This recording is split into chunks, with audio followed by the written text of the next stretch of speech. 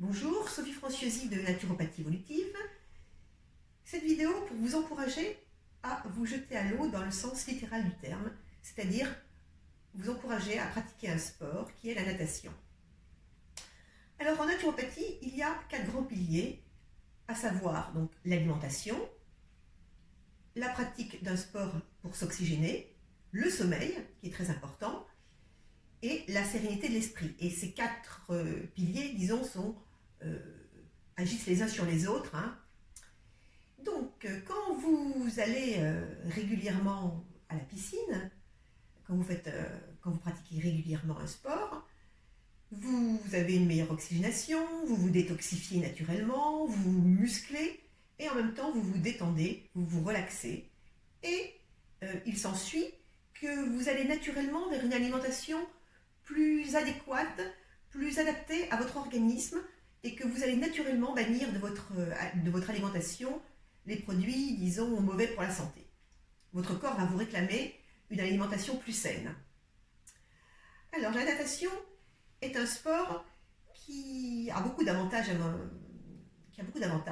déjà, il n'y a pas de courbature. Quand on fait de la natation, contrairement aux autres sports, quand on se remet à un sport, généralement, on a souvent des courbatures pendant plusieurs jours. Avec la natation, non. On peut se sentir ensuite un peu fatigué parce que au début, la natation fatigue un petit peu au début, mais ensuite beaucoup moins. C'est un sport qu'on peut pratiquer aussi à tout âge, je dirais à partir du moment où on sait nager, jusqu'à 100 ans ou plus, tant qu'on est en forme. C'est un sport que l'on peut pratiquer également quand on est enceinte. Enceinte, on ne sent pas son poids dans l'eau et on peut le pratiquer jusqu'au dernier jour de la grossesse. Moi, j'ai 4 enfants et j'ai toujours nagé jusqu'au dernier jour. Et c'est un sport que l'on peut pratiquer également si on est en surpoids et qui n'aura pas d'impact négatif sur les articulations. Donc ça me paraît être des points très importants.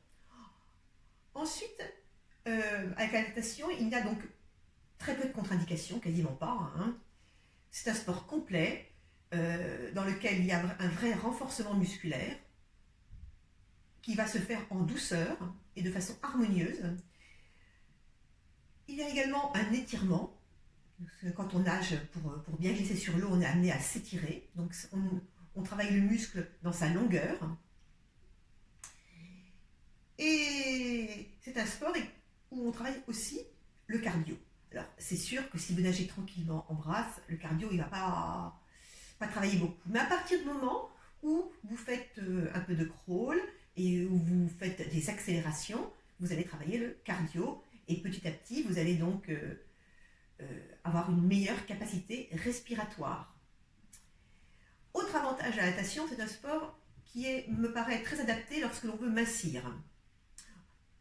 Il va sculpter le corps de façon très harmonieuse et notamment au niveau des jambes.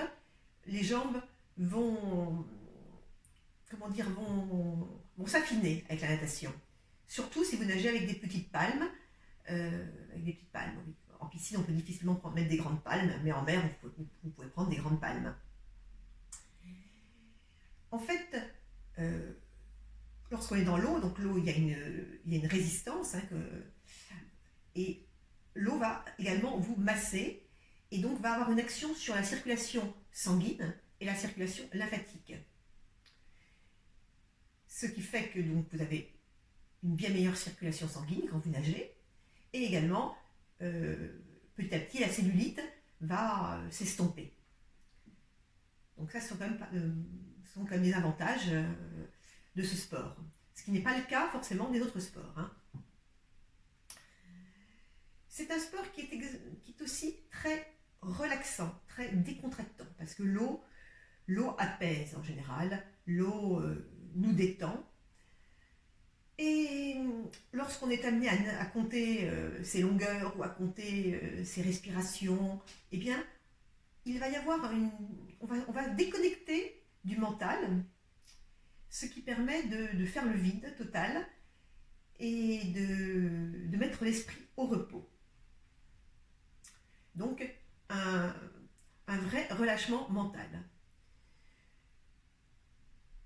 Une séance de natation, pour qu'elle soit efficace, elle doit durer minimum 30 minutes. Je dirais entre 30 et 45 minutes, c'est l'idéal. Et l'idéal serait de répéter ça au moins 2 fois par semaine. Et bien maintenant, on n'avait plus qu'à prendre votre bonnet, des bonnes lunettes, des bouchons, parce que quand on nage le crawl, je conseille